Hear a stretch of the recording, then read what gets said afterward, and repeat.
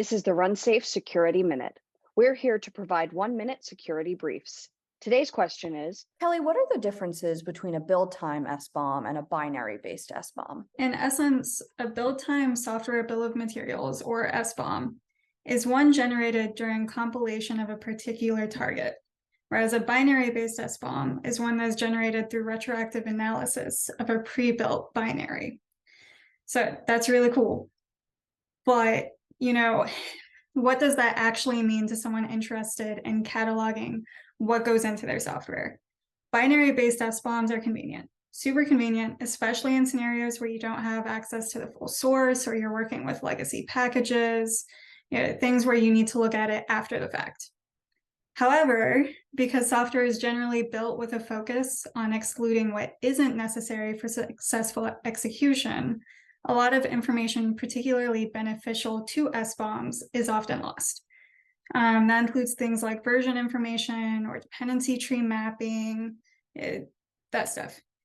This is where build time SBOMs come into play. So while they do require access to the full source during compilation, that means they necessarily have more information to pull from to establish better informed SBOMs. So let's look at the case of the Heartbleed exploit from 2014.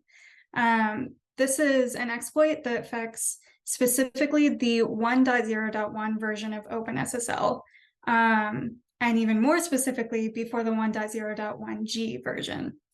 So being able to look back at an SBOM that was generated when your product was compiled and say definitively whether or not that product leverages that version of that library can save your team tons of stress and especially time, which we all know is a super finite resource.